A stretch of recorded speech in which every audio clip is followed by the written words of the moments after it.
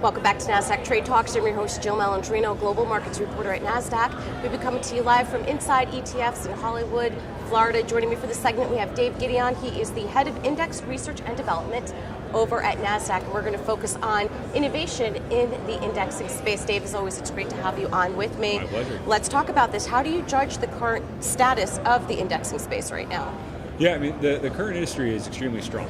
I mean, I think the conference that we're at wouldn't be as large, as vibrant as it is without really the underpinning of being the index driving much of what we've seen over the years in the ETF landscape. And I think from an innovation perspective, we're always striving for what's new and what's next. And it's just on a panel where one of the panelists said, as Thomas Edison said, whenever you think you've exhausted your last piece, you haven't. And it's a very straightforward way of looking at it, where the team that we have at Nasdaq is tirelessly focused on finding new and better ways of really improving the overall investor experience. And our goal in that is really that simple. How do we improve the investor experience? How do we bring new innovations, new techniques, new data into the equation, so that way ultimately the investor has that better experience? Now, what about new indexes that are illustrating and reflecting this level of innovation? Yeah, I mean, so one of the things that we just launched is actually a new way of approaching the water market. So water, some would argue the most important natural resource in the world. Hard to argue against that. Has never really had a way to measure the price or measure the value of water. And Nasdaq, with a couple different partners, has actually developed a new way of indexing the price of water in California. It's a very innovative approach of looking at the water rights market and being able to benchmark those transactions of really people trying to access additional rights to water or sell excess rights to water.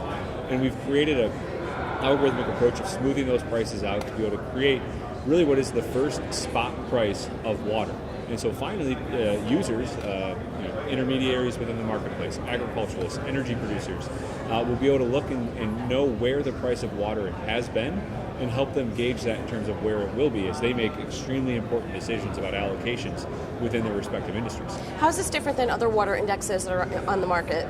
Yeah, very different. And Nasdaq has been leading the way in what we would call the equity water perspective. And the way to think about it is the indexes that have been in the market are the companies who are engaged in the sphere, whether it's pipeline or utility, treatment chemicals, desalinization firms that are focused in and around sort of the water ecosystem. And what this index is doing is actually providing the value of water, the price of water. Very similar to that of what the price of gold is, and actually on a futures market, versus what a gold miner stock is, the companies who are actually producing the raw minerals in that case. And so it's a very different approach, a very different price than what you would see in the traditional equity water space. Well, 2019, it's an exciting year. It's a 20th anniversary of the Q, something very near and dear to us at Nasdaq. Yes. This is the ETF that tracks the Nasdaq 100. What's the biggest takeaway from this anniversary for the indexing industry? Yeah, I think it's really just the fundamental transformation that's occurred over the last 20 years. And it's not just a transformation within the ETF industry or indexing or financial markets, it's really the global economy. 20 years ago when the Qs launched based on the Nasdaq 100, you had similar companies, at the top, Microsoft, Intel, Cisco, Qualcomm. But where they were as a share of the overall market, the overall economy, was tiny, minuscule. Today, the technology set, the biotech companies, some of the innovative consumer names that make up the Nasdaq 100 are really the true drivers of the economy. They are the growth engine that we've seen from a global economic expansion over the past 20 years. You can't have a day in your life without interacting with the companies in the Nasdaq 100, and that is something that has just transformed over the past 20 years to the point that the largest companies in the world by market cap are the largest companies in the Nasdaq 100. The Nasdaq 100 share in terms of broad equity space has grown significantly.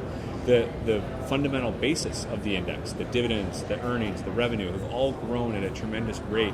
And so it really has been obviously a fantastic investment when you look at the historical track record of the index, but also really indicative of how the economy has changed and really where the economy is going to be going in the future. All right, let's see what happens in the next 20 years. Yes. Thank you so much, Thank Dave, you. as always, for joining us. Pleasure. And thank you for joining me from Inside ETFs. I'm Jill Malandrino, Global Markets Reporter at Nasdaq.